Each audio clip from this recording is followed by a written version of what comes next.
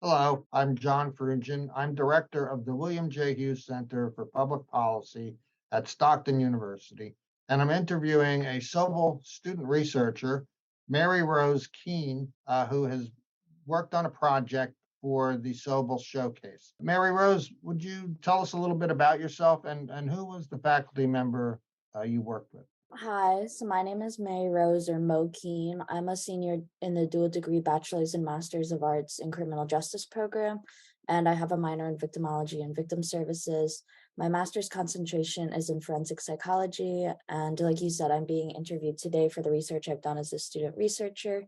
My research advisor is Dr. Kimberly Shands, who is a grad and undergrad professor here in the criminal justice program, and she has been my research mentor for quite a few years now.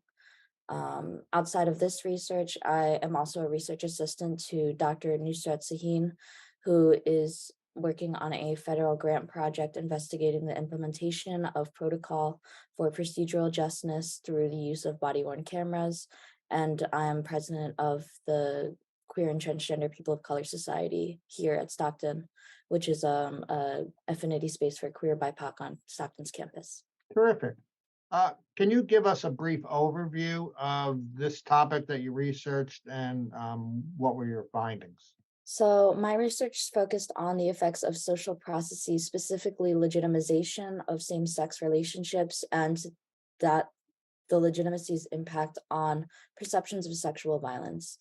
In sum, my research focused on identifying whether or not same sex and LGBTQ couples have reached the level of social status in which these relationships are seen as inherently legitimate in comparison to heterosexual or quote unquote traditional relationships. So, this study used the measures of respondent ability to identify vignettes with varying gender assignments for perpetrator and offender of sexual assault. Based on my prior literature review, I was expecting for there to be a very distinct difference between high levels of legitimacy and higher rates of identifying sexual violence, but there was a lot of unexpected variance when I was parsing through the exact data measuring blame and deservingness of punishment and victim and offender, as well as the appropriateness of each actor's behavior and the overall question of whether or not the vignette depicted a crime. There is a lot of unexpected variance when parsing through the exact data, measuring blame and deservingness of punishment of victim and offender, as well as the appropriateness of each actor's behaviors and the overall question of whether or not the vignette depicted a crime.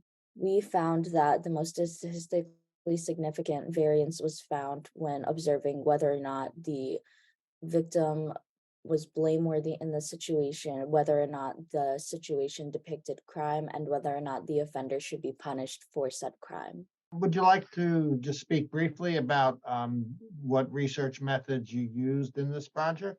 So, what I employed through under the guidance of Dr. Shands was a community sample from the Stockton community via Sona Labs, which is our school's sampling tool. And on top of that, I have previously received a Board of Trustees fellowship grant, which has allowed me to continue my research at the national level. So currently, I'm waiting on responses for a national sample with the same exact questionnaire and survey to see if there's a variation between one school's opinions in general and the general national body's opinion on relationship legitimacy and violence. Impressive. Uh, Tell us what led you to this research topic. What interested you? Since I came to Stockton as a freshman, I knew that I wanted to do research and I knew that I wanted to do it specifically in the victimization field.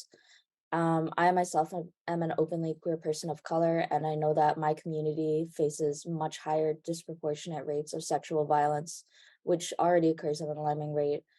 Despite having the higher chances of experiencing power based violence, there's still a lot of spaces, both socially and legally, that are lacking in inclusivity and lack the understanding or the research and information behind it to know about the victimization of LGBTQ individuals. Based on my own experiences and experiences by proxy, I've realized that I had to be the one to step up and start doing the research because there's so many holes that are still out there, especially when I was conducting my literature review.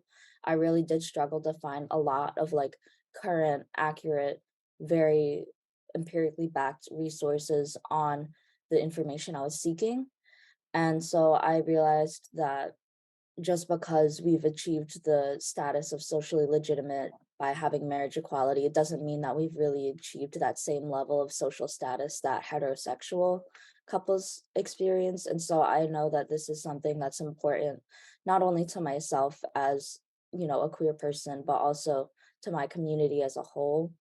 And I think that with the continuation of research in this field, we're able to expand the resources available to survivors of sexual violence who do identify within the LGBTQ community.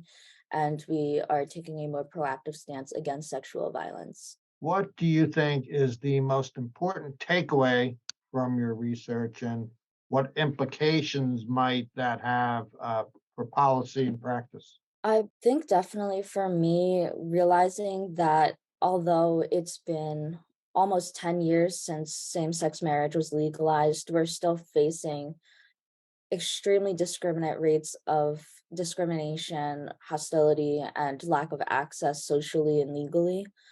That this research is just the tipping stone of a much larger body of research that needs to be further investigated, that needs to be replicated and empirically backed up to make sure that we're providing equitable access to people who are survivors of power-based violence and victimization, who are also in the LGBTQ community or who are also people of color, or who experience marginalization, and understanding that to a degree, social legitimacy does still play a role in what we perceive as crime and what we define as crime as a society, points out that it's really important for us as a society to continue taking an active stance against violence and against marginalization and discrimination of any kind if we want to reach a state in which we are truly able to say that we equally support and equitably